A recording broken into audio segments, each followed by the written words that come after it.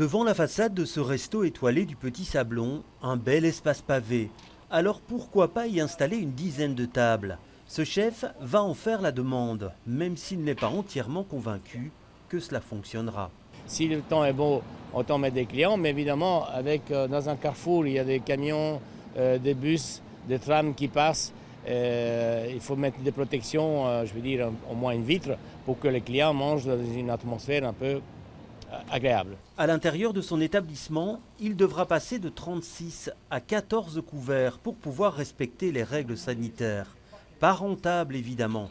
Des questions, il s'en pose d'ailleurs en pagaille. Habituellement, ils sont 4 en cuisine et impossible de ne pas se croiser.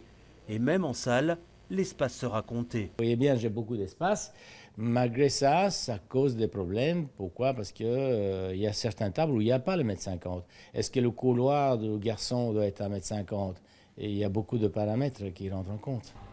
Pas de terrasse envisageable à court terme dans ce restaurant du quartier d'Ansart. Il est situé à l'étage.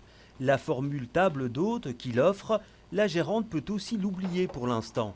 Alors dans ces conditions, difficile d'imaginer sereinement une réouverture. Si les conditions sont effectivement tellement drastiques qu'elles nous empêchent d'accueillir les gens et convenablement et en nombre suffisant pour pouvoir faire face à nos frais fixes, non, on ne peut pas rouvrir.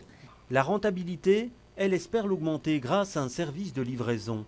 Mais les responsables du secteur l'affirment, même s'ils peuvent rouvrir, sans nouvelles mesures de soutien économique, de nombreux établissements auront du mal à garder la tête hors de l'eau.